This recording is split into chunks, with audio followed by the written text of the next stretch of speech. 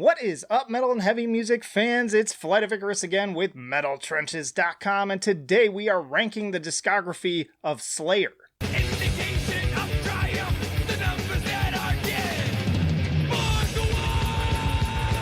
And hey, if you'd like to be kept up to date with the best and brightest metal bands and albums from the underground and above, then stick with me by hitting that subscribe button down below. Alright, let's dive right into this. I've been sitting on this one for long enough, and I finally felt motivated to tackle this legendary thrash metal band, so let's go with Show No Mercy in 1983 through Metal Blade Records. And this album is actually pretty solid. It became one of Metal Blade's highest selling releases at the time. It was self-financed by the band.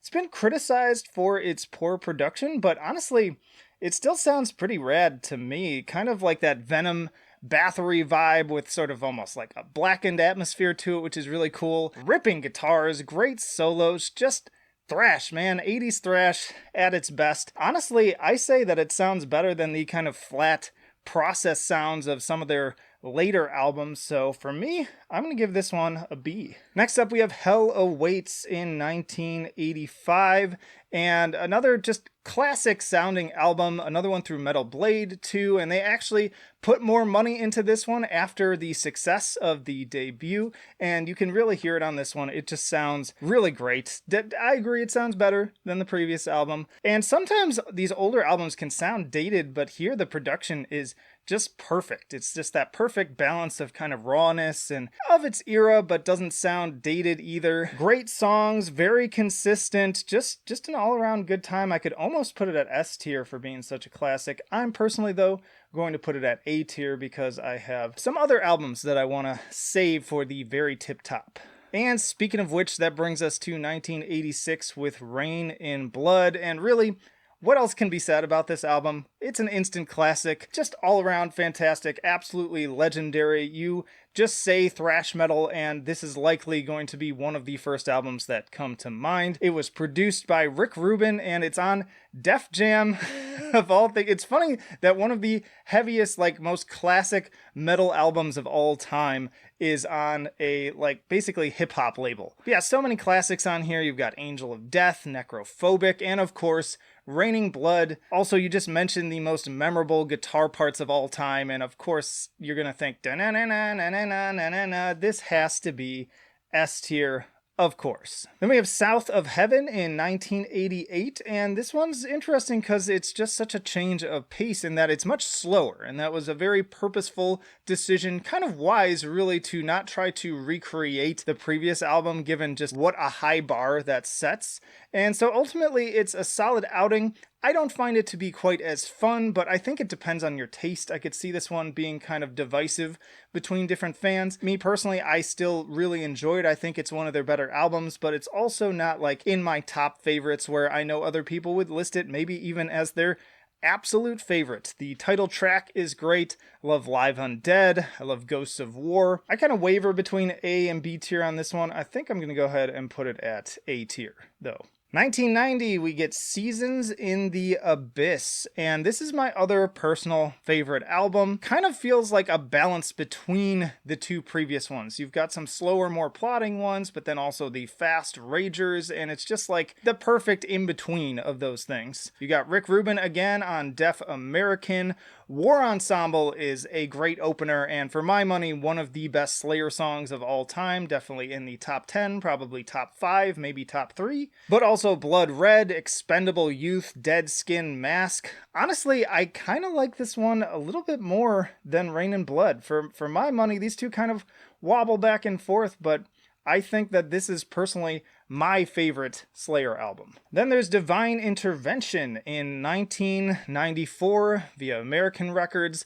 This one has kind of muddier production to it, not really sure what's going on there. Also Paul Bostaff replacing Dave Lombardo on drums. It's an okay album, not as memorable. It's kind of the first real letdown in the discography for me. I would describe it sort of as painfully average. It's you could listen to this album, or any of the previous ones that have kind of just done the same thing better. Still got some solid tracks though: Sex, Murder, Art, Ditto Head, Circle of Beliefs. The title track too has kind of like this slower, more atmospheric vibe, but at the same time I couldn't shake this feeling that it sounded like something my friends and I would have recorded in my drummer's basement back in high school. Maybe that's just me, I don't know, but overall I'm gonna put this one at C tier. Then we got a weird moment in their discography here with 1996's Undisputed Attitude. It's actually mostly covers of hardcore bands like Verbal Abuse, Minor Threat, DRI, Dr. No, etc. I don't generally count covers albums as part of a band's formal discography, but the wiki does, so I left it in.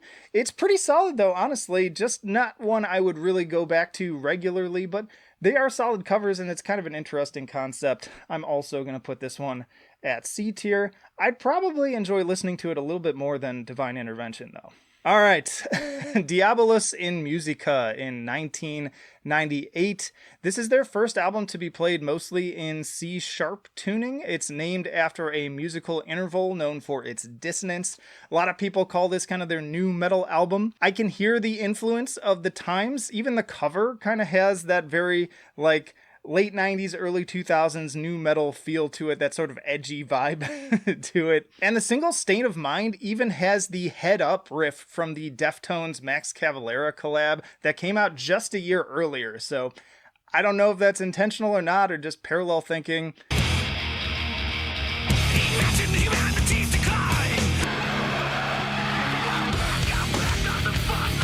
But it's not terrible like I've heard some people say. I actually appreciate that it's at least trying some new ideas. There's some dynamic elements in the songwriting, some cool moments for the bass guitar too. But it also has some bad moments as well, like Overt Enemy. I'm also going to put this one at C tier, but again, because of the interest factor and the kind of just being a standout in that it's different, I'd still probably put it above Divine Intervention. All right, moving into the 2000s, we have 2001's God Hates Us All.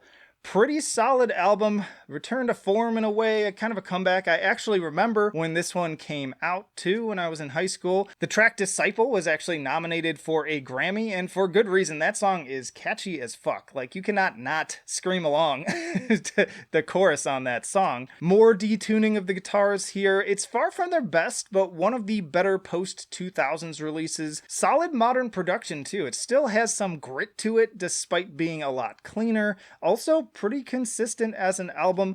Again, I like Disciple, God Send Death, New Faith, Payback is a great closer. I'm going to put this one at B tier and above the debut at that.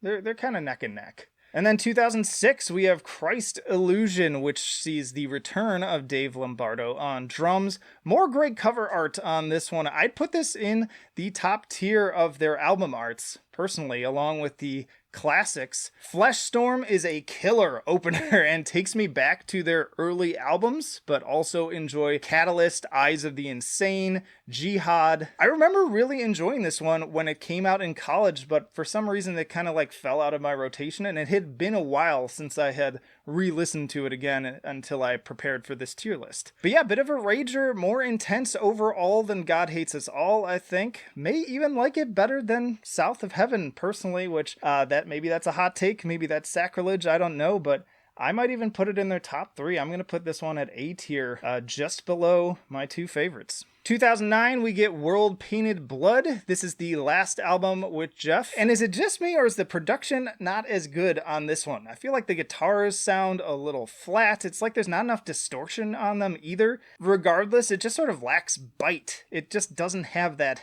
edge to it. It almost has like a similar feel to later Metallica albums in a way. Especially the track Playing with Dolls, which I'm definitely not a fan of. It just sounds like guys recording in a room. It doesn't have that same imagery of just like hellfire and just vicious onslaughts. Decent riffs on the title track and Hate Worldwide, Psychopathy Red, which is probably the best overall of the album, especially with that buzzing B sound and the really cool little bass breaks. Beauty Through Disorder has some cool atmosphere as well, but similar issues here with kind of Divine Intervention in that it's fine, but I have plenty of other albums to choose from that do pretty much the exact same thing better. Like, I'm just bored. At least Diabolus shakes things up. This is just kind of the same old stuff, just not done as well. It's kind of like a C-, but I'm going to go ahead and put it a D just to, again, further differentiate the ranks here. Then we have Repentless in 2015 via Nuclear Blast with Terry Date producing instead of Rubin. This is post Hanneman's death. He was replaced by Gary Holt, and the return of Paul Bostaff once more on the kit. This is also the longest gap between albums, which is weird because unfortunately I didn't really find it to be worth the wait. Once more, that just feels a little bit soulless to me. Like Tom's vocals just don't grab me. Kind of feels like Seasons light in places. There are some moments here and there. Piano Wire is pretty decent. You Against You has some energy. But overall, I just don't find myself engaged by this album. I'm just kind of drifting through it and often just sort of waiting for it to be over. Gonna kind of put it at the same tier as World Painted Blood. They're pretty close, I'd say, in quality. Again, put that at D tier. Again, mind you, if I were just doing an album review of these, I'd probably give them like a C, C-. But once more, I want to like differentiate between the rankings and not just stuff them all at C tier, because that would be boring. And that is my ranking, and as always, it goes from right to left, bottom to top, if you really want to see kind of how I just rank them in order, removing the tiers. But yeah, let me know down in the comments, how would you rank them? But yeah, also stick around. I got a whole playlist of these tier lists that you can check out at this point. You can also chat with me on Discord and support on Patreon. But that'll do it for now. Flight of Icarus signing off. I will see you in the trenches.